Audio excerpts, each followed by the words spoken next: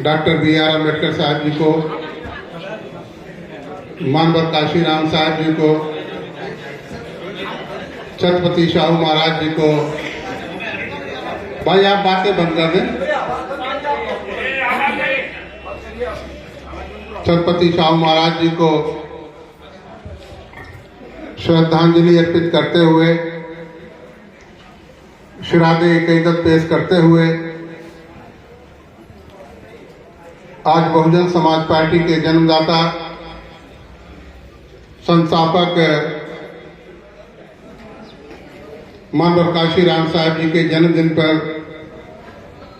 आज बस्ती मंडल की इस गोष्ठी में हमारे बीच में इस गोष्ठी की जो अध्यक्षता कर रहे हैं बहुजन समाज पार्टी के बीएसपी के जिला अध्यक्ष माननीय श्री जय हिंद गौतम जी, और हमारे बीच में जिला अध्यक्ष श्री जिनकार प्रसाद जी, जिला अध्यक्ष श्री भरत लाल निषाद जी,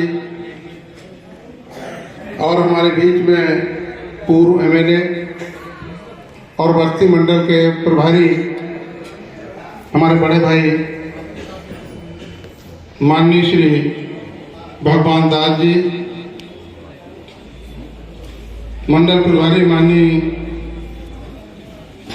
धर्मदेव प्रदर्शी जी जो इधर संचालन भी कर रहे हैं, मंडल प्रभारी माननीय श्री सीताराम शास्त्री जी, और हमारे साथ विधान परिषद में रहे और बहुत अच्छा विधान परिषद में भी बोलते थे। जब भी बोलते थे तो सदन इनकी तरफ पूरा सदन सुनता था।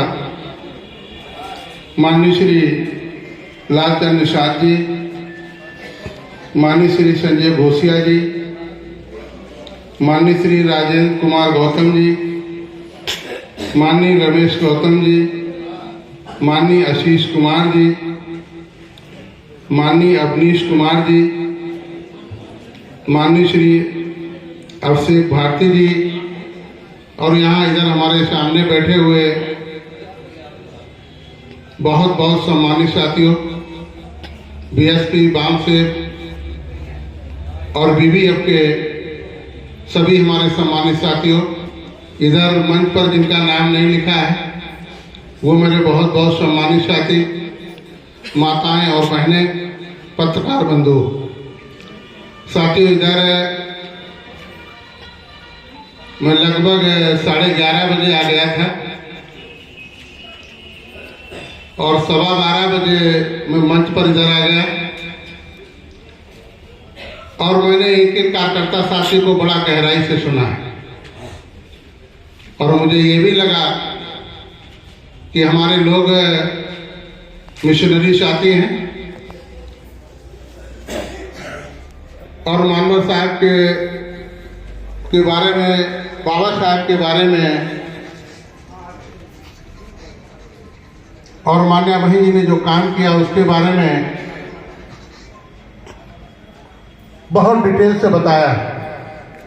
और मेरी नेचर है, मेरी आदत है, जब कोई बोलता है तो मैं उसको गहराई से सुनता हूँ कि इनकी कार्य क्षमता क्या है, तो मैं अपने को इनके साथ जो इन्होंने बोला है मैं अपने को संबद्ध करता हूँ और उन बातों को मैं दोबारा रिपीट नहीं करना चाहता हूँ। लेकिन साथियों, आज उस मसीहा का जन्मदिन है जिन्होंने परम पूज्य बाबा साहब डॉक्टर भीमराव अम्बेडकर साहब से प्रेरणा लेकर और देश के सबसे बड़े प्रदेश उत्तर प्रदेश में राजनीतिक पार्टी बनाकर 14 अप्रैल 1984 को पार्टी बनाकर और जो कभी भी शासन सत्ता में भागीदारी नहीं कर सकते थे उन सबको, हम जैसे लोगों को जो आप सब लोग बैठे हैं, आप जैसे सभी साथियों को सम्मान दिलाने का काम किया। और इतना ही नहीं, देश के सबसे बड़े प्रदेश में, उत्तर प्रदेश में जिंदा रहते 3 बार सरकार बनाने का अगर काम किया तो मानव काशीराम चाहती थी। और साथियों, आज उनके जन्मदिन पर हम आप सबको बस्ती मंडल के कोने कोने से उन साथियों को जो लोग इधर नहीं आए हैं, जो सामने बैठे हुए या पीछे बैठे हुए ये मैदान में घूम रहे, हम सबको मुबारकबाद देना चाहते हैं, सबको शुक्रिया अदा करना चाहते हैं कि आज हमारे उस व्यक्ति का जन्मदिन है सत्ता और शासन में भागीदारी दिलाने का काम किया। और साथ आप सबको मालूम है, मानव काशीराम साहब से प्रेरणा लेकर और इकलौता उत्तराधिकारी बनाया, तो आपको मालूम है कि हम सबकी नेता बहुजन समाज पार्टी की राष्ट्रीय अध्यक्ष बहन कुमारी मायावती जी को बनाने का काम किया। और माननीय बहन जी के बारे में अगर आपको मैं डिटेल से बताऊं, क्योंकि आपको लंबा समय हो गया है, आप लोगों ने एक एक बात को गहराई से सुने। माननीय बहन जी के ऊपर तमाम उतार चढ़ाव आए, तमाम उतार चढ़ाव आए, लेकिन किसी भी उतार चढ़ाव में माननीय बहन जी टिकी नहीं।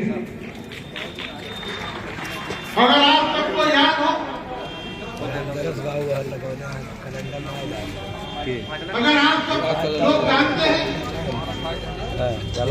25 अगस्त 2003 को जब मेरी सरकार चल रही थी, आप सबकी सरकार चल रही थी, माननीय बहन जी मुख्यमंत्री थी, और जब भारतीय जनता पार्टी के लोगों ने माननीय बहन जी पर दबाव बनाया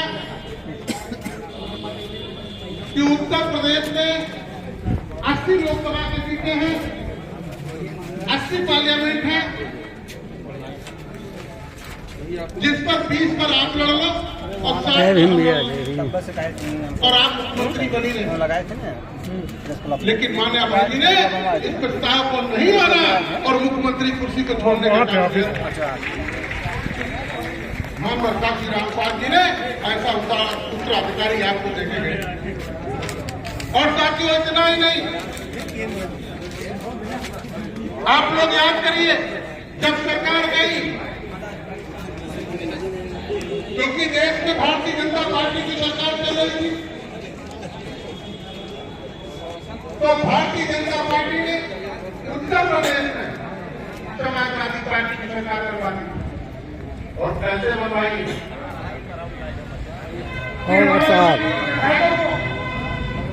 जय भीम सर, जय भीम। और भारतीय जनता पार्टी के सबको लाइएगा, अपना भी आइएगा। ठीक ठीक। और साथियों, इतना ही नहीं, शायद कॉरिडोर मैटर कुछ भी नहीं था, शायद कॉरिडोर का मैटर दिया और माननीय बहन जी के घर पर छापे, कार्यालय में छापे, गांव के रिश्तेदारों के घर पर छापे।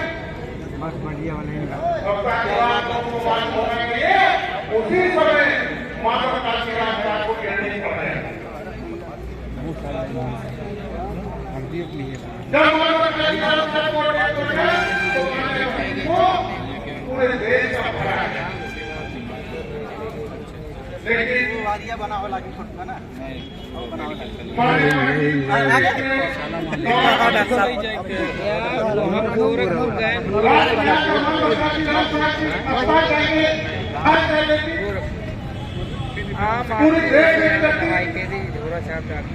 लेकिन साथियों, आपको मालूम कि मानव काशीराम साहब हम लोगों के बीच से एक्सपेरिमेंट करने लगा था ना, जब तक एक्सपेरिमेंट करिए तब तक बीमारी और लोग कहने लगे तो चाहिए, उसके बाद थोड़ा सा सेटल हो जाए पेशेंट, उसके बाद ले जाए। आपके यहाँ तो कम होता है और तो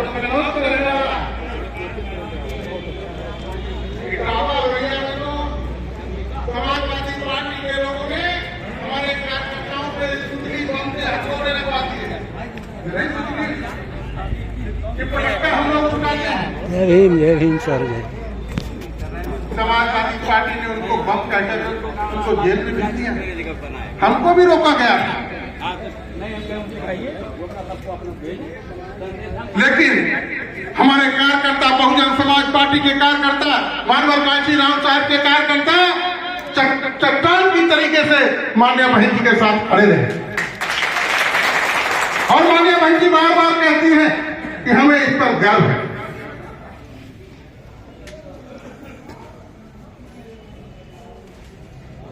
पच्चीस अगस्त को सरकार जाती है, मान्या बहन जी कुर्सी छोड़ती है और 2004 में पार्लियामेंट चुनाव होता है। लेकिन कार्यकर्ताओं ने मेहनत की, मान्या बहन जी ने रात दिन एक कर दिया। उधर सीबीआई ने परेशान किया, भारतीय जनता पार्टी ने परेशान किया, उत्तर प्रदेश में समाजवादी पार्टी ने सीमा ही तोड़ दी। लेकिन उसके बावजूद भी पहले मेरे 14 पार्लियामेंट मेंबर होते थे, लेकिन जब 2004 में चुनाव हुआ तो 19 पार्लियामेंट मेंबर हमारे जीत कर आ गए। और साथियों, आप लोगों ने भाईचारा बनाया और 2007 में हमारी फुल प्लेस की सरकार बन गई। लेकिन कभी भी साथियों, जो मान्या बहन जी के संपर्क में है, हम तो ये नहीं जान पाते हैं कि मान्या बहन जी किस समय सोती हैं। आज तक मैं नहीं समझ पाया।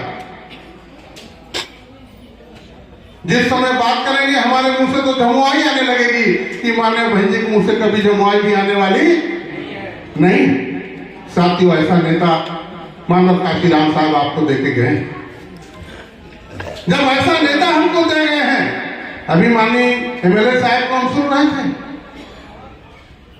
लोग क्या कहते हैं, बीएसपी खत्म हो गई। अरे बीएसपी न कभी खत्म हुई है, न कभी खत्म होगी। ये विचारधारा है, अंबेडकरवादी विचारधारा कभी खत्म होने वाली नहीं है। लेकिन साथियों, हम इन विरोधियों से मुझे होशियार रहना है। मैं आपको थोड़ा पीछे ले जाना चाहता हूं, क्योंकि मेरे साथी बैठे हुए हैं, देर से बैठे हुए हैं। जिस समय देश आजाद नहीं हुआ था, क्योंकि पुराने लोग तो मेरे जानते हैं, नए लोग हमारे नहीं जानते, नए लड़के मेरे नहीं जानते हैं। बहुजन समाज पार्टी समता मूलक समाज की रचना करना चाहती, जिसमें कोई छोटा न कोई बड़ा। हम बहुजन समाज पार्टी बराबर की व्यवस्था करना चाहती है और इस Samajwadi party, Congress party, Bharatiya Janata party खड़ी व्यवस्था रखना चाहती है। जो ऊपर वाला है वो कुछ ना जानता हो तब भी बड़ा है, और नीचे वाला खूब योग्य हो लेकिन वो योग्य नहीं। लड़ाई यहां पर। जब आप पीछे जाएंगे, जब बड़ व्यवस्था थी, मैं डिटेल से नहीं ले जाएंगे आपको, जब बड़ व्यवस्था थी, शूद्र भाइयों को न पढ़ने लिखने का अधिकार था, न धन संग्रह करने का अधिकार था, यहां तक अपनी बनाई हुई चारपाई पर बैठने का अधिकार नहीं था। जब बाबा साहब पढ़ लिख कर आए, उस समय देश छोड़कर अंग्रेज जा रहे थे। जब देश छोड़कर अंग्रेज जा रहे थे तो बाबा साहब को अपने लोगों की खटका थी, चिंता थी कि अंग्रेज तो दोस्त छोड़ के जा रहे हैं, हमारे लोगों का क्या होगा। अंग्रेजों से बात रखी और अंग्रेजों के सामने ये समस्या थी कि ये हम कैसे जाने कौन लोग ऐसे हैं जिनको पढ़ने लिखने का अधिकार नहीं है, धन संग्रह करने का अधिकार नहीं है, यहां तक अपनी बनाई हुई चारपाई पर बैठने का अधिकार नहीं है। तब अंग्रेजों ने एक कमेटी बनाई, 1928 में लॉर्ड लेसियस कमेटी बनाई। आप समझने की जरूरत है। और उस कमेटी के सदस्य परम पूज्य बाबा साहब डॉक्टर भीमराव अंबेडकर साहब बने। और उस कमेटी ने भ्रमण पूरे देश में किया।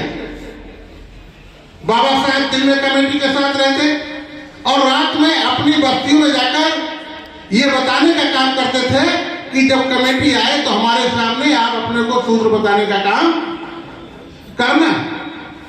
लेकिन साथियों, उस समय पर भी कांग्रेस पार्टी एंड कंपनी के लोग, Bharatiya Janata party and company के लोग, समाजवादी पार्टी एंड कंपनी के लोग हमारे लोगों को भड़काते थे कि बाबा साहब आप छोटी जात का बनाना चाहते हैं। लेकिन साथियों, जिन लोगों ने कमेटी के सामने अपनी बात रख दी, वो लोग अनुसूचीबद्ध हो गए और अनुसूचित जात और अनुसूचित जनजात में शामिल हो गए और उनको 3 लाभ मिले। शिक्षा में आरक्षण, नौकरी में आरक्षण और राजनीति में आरक्षण। ये तुम्हें भारतीय जनता पार्टी ने नहीं दिया है, ये तुम्हें कांग्रेस पार्टी ने नहीं दिया है। अगर ये दिया है तो परम पूज्य बाबा साहब डॉक्टर भीमराव अम्बेडकर साहब ने दिया। लेकिन साथियों, जो लोग छूट गए वो ओबीसी में चले गए। हमारे एमएलसी साहब दूसरी लाइन में चले गए। लेकिन बाबा साहब ने संविधान लिखते वक्त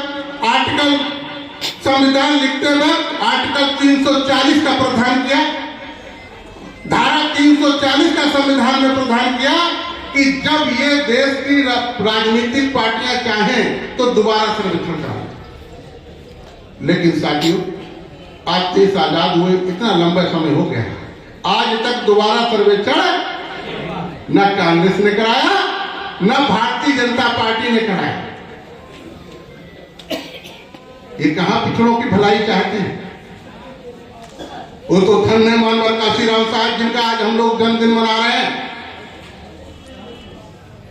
मानवर काशीराम साहब जी ने 14 अप्रैल 1984 को बहुजन समाज पार्टी बनाकर ये नारा दिया कि मंडल कमीशन लागू करो वरना गद्दी खाली करो। बहुत काल पे धरना प्रदर्शन दिया, लंबे पीरियड धरना प्रदर्शन चला, लेकिन ये सरकारें कभी नहीं चाही। मंडल कमीशन लागू नहीं किया। कब किया? कि जब आप लोगों ने अपनी ताकत बढ़ा दी। कैसी ताकत बढ़ा दी कि 89 में 13 एमएलए हमारे जीत कर आ गए और 3 सांसद जीत के आ गए। 13 एमएलए उत्तर प्रदेश में जीत गए, 3 सांसद जीत गए 89 में। और श्री वीपी सिंह को सरकार में 3 सांसद की जरूरत थी और मानवर काशीराम मान्य बहन जी ने शर्त रख दी कि हम आपको समर्थन देंगे, लेकिन मेरी 2 मांगे हैं। पहली मांग कि परम पूज्य बाबा साहब डॉक्टर भीमराव अम्बेडकर साहब को भारत रत्न से नवाजा जाए। देश कब आजाद हुआ था? और 47 से लेकर 89 तक। आज बाबा साहब के लोग फोटो तो लगाते हैं, लेकिन बाबा साहब को भारत रत्न से भी नवाजा नहीं गया था। अगर आप 3 सांसद 13 एमएलए न जिताते तो शायद भारत रत्न से नवाजा भी नहीं जाता। और दूसरी शर्त यह थी कि मंडल कमीशन लागू करो। मैं डिटेल से बताएंगे तो लंबा हो जाएगा, लेकिन साथियों, विषम परिस्थितियों में मंडल कमीशन लागू हुआ। और जब मंडल कमीशन लागू हुआ तो भारतीय जनता पार्टी के लोग, कांग्रेस पार्टी के लोग सड़क पे अपने शरीर में आग लगा रहे थे और क्या नारा लगा रहे थे कि मंडल कमीशन वापस लो। लगा रहे थे या नहीं लगा रहे थे? ये नारा लगा रहे थे। तो ये ओबीसी की कभी Bharatiya Janata party, Congress party, Samajwadi party कभी भलाई नहीं कर सकती है। और साथियों, इतना ही नहीं, माननीय विधायक जी अभी बोल रहे थे प्रमोशन में आरक्षण को लेकर। प्रमोशन में आरक्षण को लेकर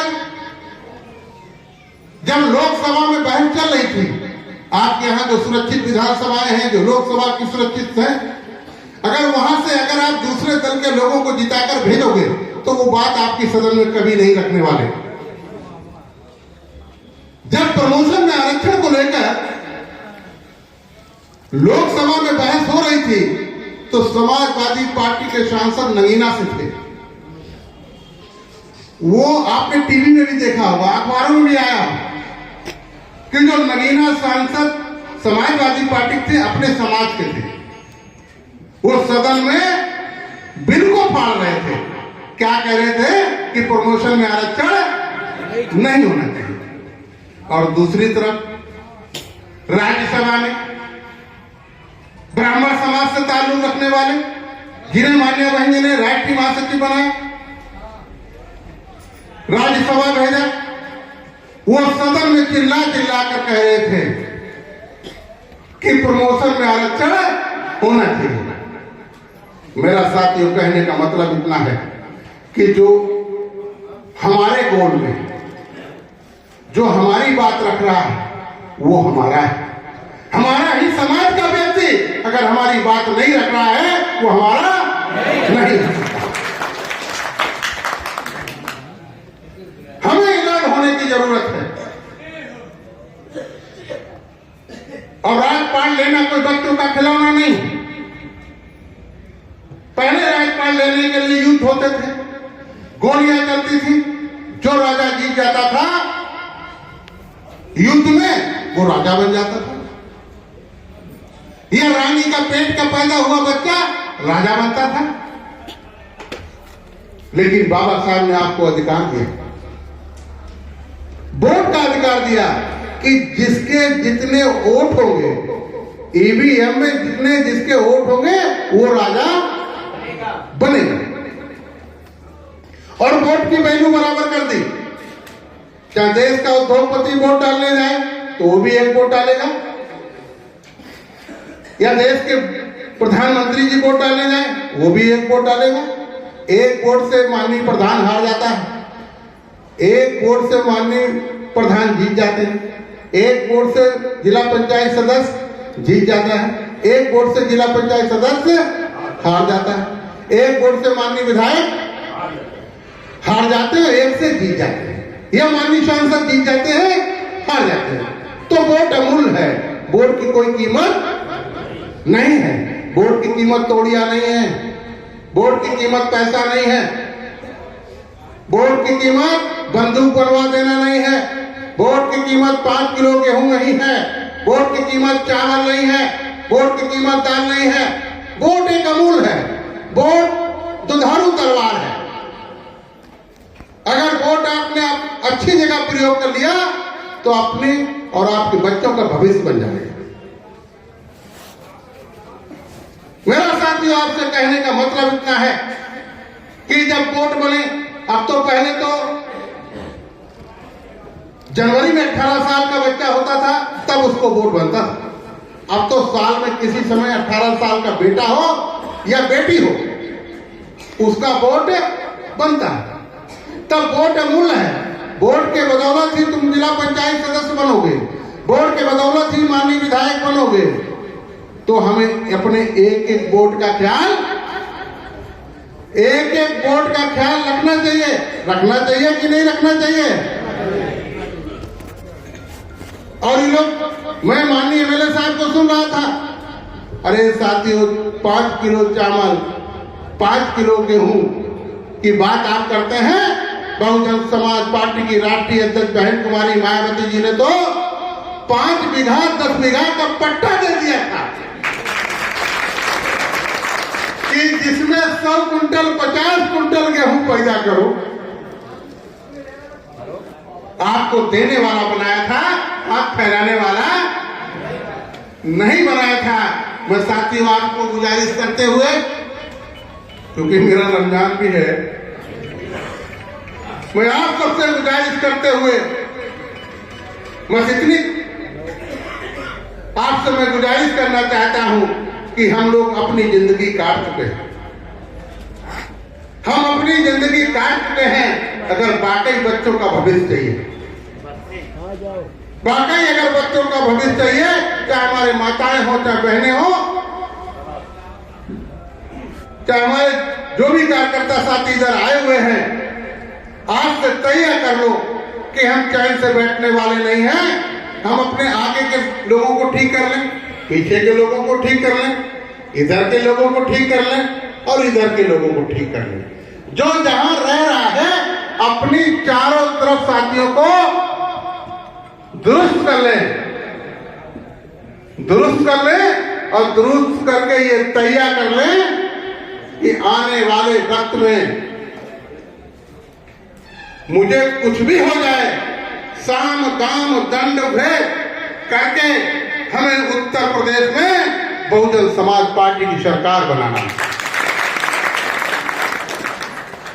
जब सरकार बन जाएगी, आज आप मीटिंग में 1 घंटा 2 घंटा 3 घंटा नहीं बैठ सकते हो। अगर तहसील में काम है तो दिन भर बैठे रहोगे। अगर एक थानेदार मोटरसाइकिल रोक दे तो दिन भर कहीं चक्कर लगाओगे। और जब अपनी सरकार बना लोगे तो वही थानेदार, वही तहसील के अधिकारी आपके चक्कर लगाएंगे। तो हमें शासन सत्ता पाना है। और मानव काशीराम साहब की यही सोच थी। मानव काशीराम साहब की यही सोच थी कि मैं हर हाल में मास्टर चाबी मिले, सत्ता मिले। पूरी जिंदगी लगा दी। तो हम आपको गुजारिश करते हुए, और जो भी संगठन का काम चल रहा है, माननीय भाई जी ने बिल्कुल हम लोगों को फ्री कर दिया है कि आप अभी कैडर ना लगाओ। आप जाके जो विधानसभा के पदाधिकारी हैं, जिला के पदाधिकारी हैं, सेक्टर के पदाधिकारी बनाओ, बूथ के पदाधिकारी बनाओ, घर जा के पदाधिकारी बनाओ। पदाधिकारी बनाते वक्त उनको मालूम होना चाहिए कि हम किस पद पर बहुजन समाज पार्टी के पदाधिकारी हैं।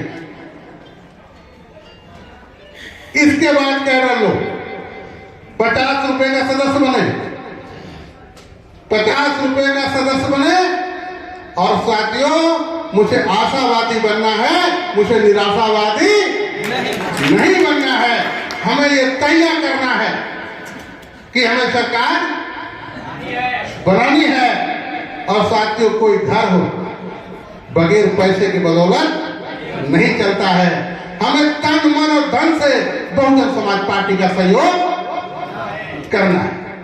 साथियों, इसी के साथ मैं आप सबको धन्यवाद देते हुए और मानव काशीराम साहब जी के जन्मदिन का मुबारकबाद देते हुए, और मैं आप सबको ये भी धन्यवाद देना चाहता हूं कि आप लोग लंबे समय से इधर आए। मुझे लग रहा है 3 बज गया होगा, 3:15 हो गया है। और मैंने भी सभी को सुना है।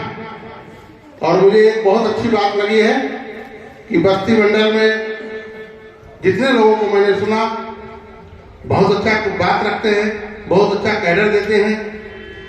जितने साथी इधर बोले हैं, अब ये बात हमें गांव-गांव में बोलना है। और हमें खुद का माउथ प्रचार बढ़ा देना है। पान की दुकान पे बैठो, बस अड्डा पर बैठो, रेलवे स्टेशन पर बैठो, एक ही बात करो कि अगर पार्टी अच्छी है तो बहुजन समाज पार्टी अच्छी है। कोई नेता अच्छा है तो बहन तुम्हारी मायावती अच्छी है। और जब तुम अपनी बात कहने लगोगे, उनकी हाँ में हाँ नहीं करोगे, तो तुम्हें कोई हरा नहीं पाएगा। जय भीम, धन्यवाद, खुदा हाफिज। अब आप लोग बैठे रहेंगे, 10 दिन कुछ लोगों को शामिल करेंगे, हम भी बैठेंगे, तो शामिल करेंगे।